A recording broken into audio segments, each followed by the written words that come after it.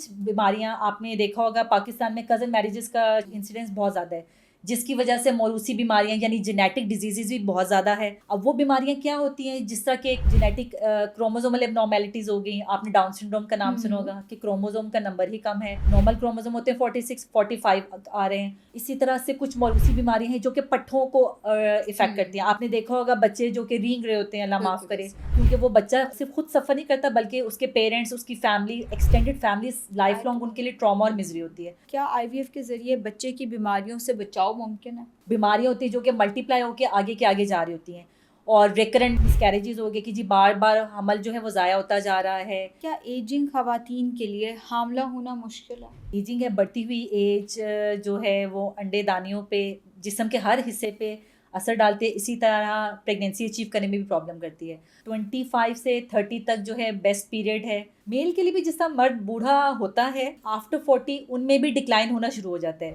مجھے یہ بتائیں کہ جنس چننے کا شرعی حکم آئی وی ایف میں کیا ہے؟ جنس چننے کا شرعی حکم وہی جس طرح حلال حرام کی بات اس میں آ گئی، it's a very debatable issue actually, اور اس میں بھی وہی اسکالرس کی 2 اسکول آف تھاٹس ہیں کہ actually for non medical reasons, یعنی شوقیہ وائز کہا جائے یا وش چاہت وائز کہ جی بیٹیاں نہیں پسند یا social pressure wise, this is not allowed, but in selected circumstances, خاص یہ علماء سے پھر اس پہ فتویٰ لیا جاتا ہے، ان کو پھر یہ آفر کیا جاتا ہے۔ لیٹس سے اب وہ سلیکٹڈ کیسز کیا ہوں گے، جیسے بہت ہی کوئی جاگیردار فیملی ہے، ان کی آگے وہ لینیج ہے جو کہ میل ان کے لیے بہت مینڈیٹری ہے، تو ان کیسز میں علماء سے مدد لی جا سکتی ہے اور وہ ایٹ ٹائمز الاؤ کر دیتے ہیں۔ اسی طرح سے میڈیکل کنڈیشنز کی اگر بات کی جائے تو کچھ بیماریاں آپ نے دیکھا ہوگا پاکستان میں کزن میریجز کا انسیڈنس بہت زیادہ ہے، جس کی وجہ سے موروثی بیماریاں یعنی جینیٹک ڈیزیزز بھی بہت زیادہ ہے، اور اس کو ڈاکٹرز ڈسلائک بھی کرتے ہیں، ڈسکریج بھی کرتے ہیں، بٹ اسٹل بہت اچھے خاصے پڑھے لکھے لوگ بھی still they are after the cousin marriages for various reasons and they don't pay heed to it. تو جو پی جی ڈی یعنی جینڈر سلیکشن ہے وہ کچھ جینیٹک ڈیزیزز کو ایوائڈ کرنے کے لیے بھی آفر کی جا سکتی ہے، اور اس پہ علماء جو ہے وہ فتویٰ ہے کہ دیٹ از ٹوٹلی حلال اینڈ پرمیسیبل اینڈ الاؤڈ۔ اب وہ بیماریاں کیا ہوتی ہیں، جس طرح کہ جینیٹک کروموزومل اب نارمیلٹیز ہو گئی، آپ نے ڈاؤن سنڈروم کا نام سنا ہوگا کہ کروموزوم کا نمبر ہی کم ہے، نارمل کروموزوم ہوتے ہیں 46 45 آ رہے ہیں، اس کو ایوائڈ کرنا۔ اسی طرح سے ٹرنر ہو گیا کہ کروموزوم کا نمبر بڑھ گیا ہے۔ پھر کچھ خاص ریسپائریٹری اور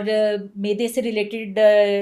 جین ہوتا ہے سسٹک فائبروسس جو کہ کاز کرتا ہے، اس کو ایوائڈ کیا جا سکتا ہے۔ اسی طرح سے کچھ موروثی بیماریاں ہیں جو کہ پٹھوں کو افیکٹ کرتی ہیں، آپ نے دیکھا ہوگا بچے جو کہ رینگ رہے ہوتے ہیں، اللہ معاف کرے، تو ان کو ایوائڈ کرنا، کیونکہ وہ بچہ صرف خود سفر نہیں کرتا بلکہ اس کے پیرنٹس، اس کی family, extended family life long ان کے لیے ٹراما اور مزری ہوتی ہے۔ تو اس طرح کی جو جینیٹک ڈیزیزز ہیں ان کو ایوائڈ کرنے کے لیے پی جی ڈی یعنی pre implantation genetic diagnosis for gender selection وہ ٹوٹلی الاؤڈ ہے۔ بالکل ٹھیک ہو گیا۔ اچھا مجھے یہ بتائیں کہ کیا آئی وی ایف کے ذریعے بچے کی بیماریوں سے بچاؤ ممکن ہے؟ ویسے ابھی آپ نے بتایا ہے جس طرح سے ہم نے وہی بات کی کہ جینڈر بھی سلیکٹ کیا جا سکتا ہے، تو ٹیسٹنگ بھی کی جا سکتی ہے، جس طرح خاص طور پہ کزن میریجز جو ہوتے ہیں ان میں تھرو دا لینیج اینڈ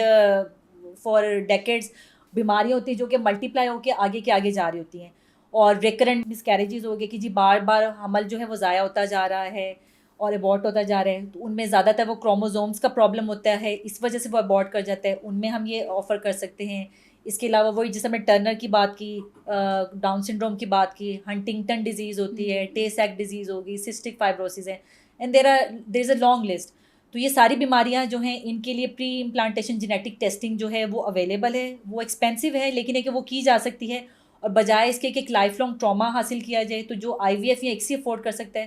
تو وہ میرا خیال ہے پی جی ٹی بھی افورڈ کر سکتا ہے، and people are getting it done. Doctor صاحبہ کیا ایجنگ خواتین کے لیے حاملہ ہونا مشکل ہے؟ بالکل آپ نے ٹھیک کہا، جو ایجنگ ہے، بڑھتی ہوئی ایج جو ہے وہ انڈے دانیوں پہ، جسم کے ہر حصے پہ اثر ڈالتی ہے، اسی طرح پریگنینسی اچیو کرنے میں بھی پرابلم کرتی ہے،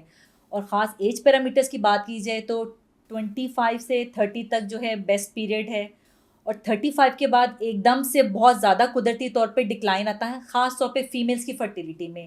کیونکہ جو انڈے کی ہم نے بات کی تھی کہ جی انڈے دانی میں انڈے اللہ تعالیٰ نے ایٹ ٹائم آف برتھ ہی تیار دے دیے ہوتے ہیں، وہ جو کوالٹی ہے ان کی اور کوانٹٹی، یعنی ان کا اسٹینڈرڈ بھی اور ان کا نمبر بھی وہ 35 سال کی عمر کے بعد ایک دم سے کم ہونا شروع ہو جاتا ہے, اور 38 کے قریب جا کے تو وہ ڈراسٹیکلی ڈکریز ہو جاتا ہے, یعنی آدھے سے بھی کم کہہ لیں.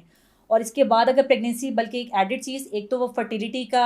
اچیو کرنے کا انسیڈنس کم ہو گیا, ساتھ ہی ساتھ اگر پریگنینسی اچیو بھی ہو رہی ہے تو اس میں ڈفرینٹ ہائی رسک پریگنینسی ہونے کا, کمپلیکیشن ہونے کا, مس کیریج ہونے کا, کروموزومل ایبنارمیلٹیز ہونے کا رسک بڑھ جاتا ہے. ٹھیک ہو گیا. یہ میرا اگلا سوال بھی تھا کہ میں نے سنا ہے کہ اگر 35 کے بعد کوئی بچہ پیدا کرنے کی خواہش کرتا ہے تو اس میں بہت ساری اب نارملٹیز کا ڈر ہوتا ہے, کیونکہ مجھے یاد ہے کہ میں نے ایک دفعہ اپنے فرینڈ کو کہا کہ میں ابھی بیبی پلان نہیں کری, تو اس نے کہا 35 کے بعد تیرے بچے کو ڈاؤن سنڈروم ہو جانا ہے, کیا کریں. بالکل یہ ہوتا ہے, بالکل ایسے ٹرو. ٹھیک ہو گیا. اچھا, آپ کے خیال میں 25 سے 30 جو ہے وہ بیسٹ ایج ہے فیمیل کے لیے, میل کے لیے بیسٹ ایج کون سی ہے؟ میل کے لیے بھی جس طرح مرد بوڑھا ہوتا ہے, اب اس میں اتنا آپ 35 پہ نہیں کہہ سکتے, لیکن آفٹر 40 ان میں بھی ڈکلائن ہونا شروع ہو جاتا ہے. اب وہ چلے percentage wise is not as comparable to the female, اتنا زیادہ اس میں کمی نہیں آتی, لیکن اس میں بھی فرق پڑنا شروع ہو جاتا ہے. تو اس لیے اس میں آپ کیلکولیٹڈ اس طرح سے نہیں کہہ سکتے, لیکن جس طرح ہم نے فیمیل میں بات کی کہ 38 کے قریب تو جا کے وہ لیس دین ہاف رہ جاتا ہے, تو it's not like that in male, but definitely فرق ان میں بھی پڑتا ہے.